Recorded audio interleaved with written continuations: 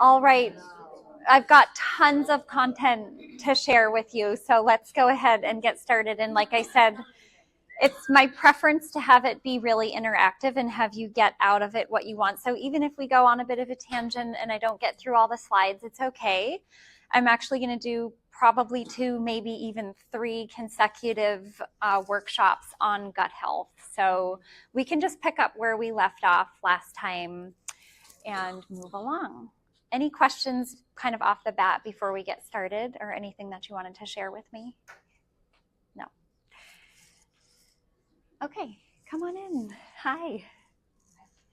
So always I have to say my disclaimer, this is not medical advice. I'm just sharing information with you. And you are welcome to reach out to me from my website or via email or whatever you would like and find easiest, no problem. So I would like to share with you what the importance of gut health is. And as I started to say, was that as a functional medicine practitioner, I really believe that gut health is responsible for overall health. And almost everything that could be wrong with a person can be happening from gut health. I'd like to share what the characteristics of a healthy gut are. What is it that we're actually trying to achieve? To talk about how important stomach acid is. This stomach acid is one of the most important things that I work on with people because we've been trained to think that stomach acid works the opposite way that it actually does work. And I'll tell you a little bit about colon transit time as well. So there I am at Kaiser on my retirement day. I actually did go ahead and retire from Kaiser, and I'm doing functional medicine full-time now.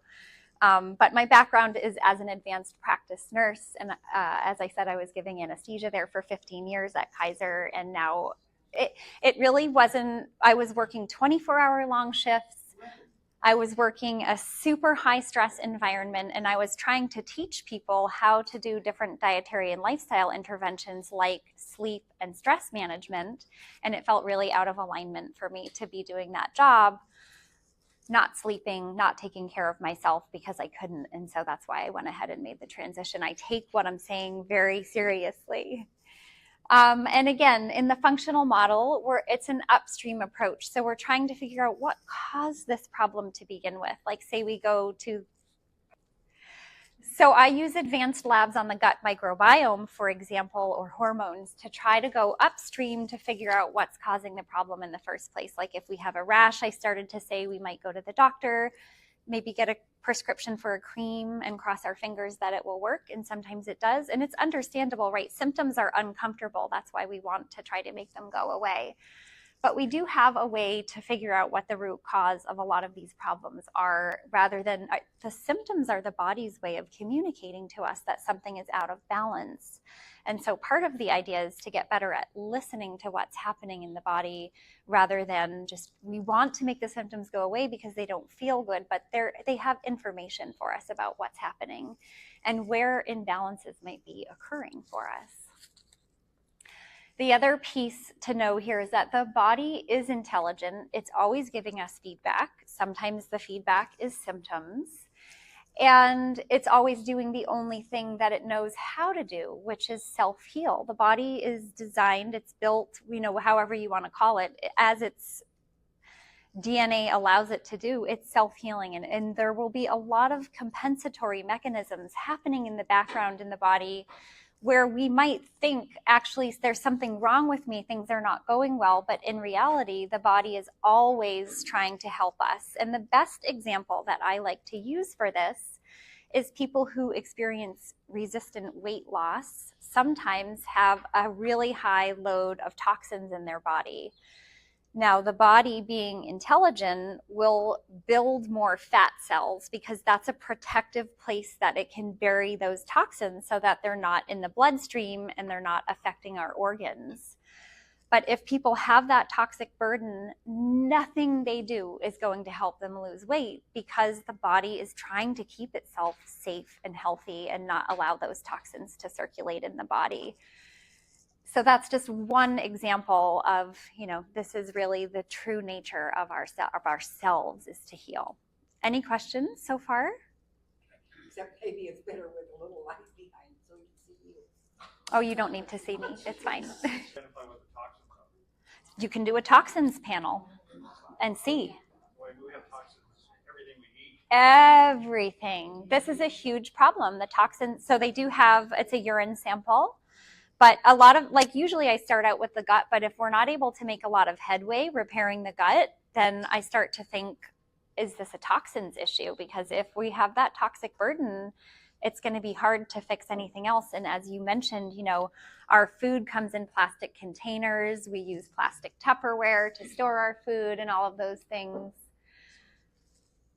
We are a physical representation of our interaction with the environment around us. And that includes the food that we eat, the air that we breathe, the water that we drink, the thoughts that we have. We're just literally, this is the representation of the intimate connection that we have with everything around us.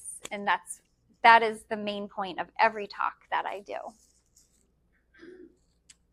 Well, if we identify those toxins, can we then get rid of those fat cells? So what we can go on then, my approach would be a detox protocol for someone that we identified that toxic burden was the main issue for them. And then once we kind of get the detox pathways working in the body, it has to be done carefully, because as you start to detox, those fat cells are going to release the toxins that they're storing, and that can make people feel kind of sick, actually. So we have to do it very slowly and carefully. And then, yes, once we start getting rid of that, people can shed weight.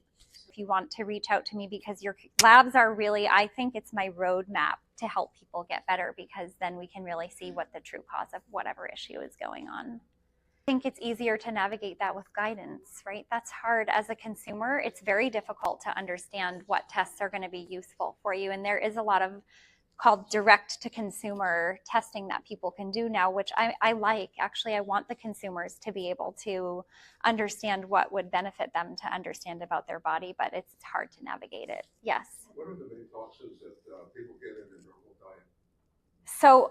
So pesticides are a big one. And we can do a whole talk. It sounds like toxins is an area of interest, so I'm going to put that on my list.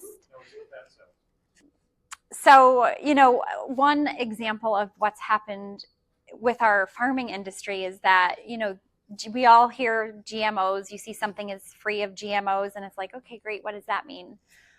One of the main things that they've done with genetically modified crops recently is that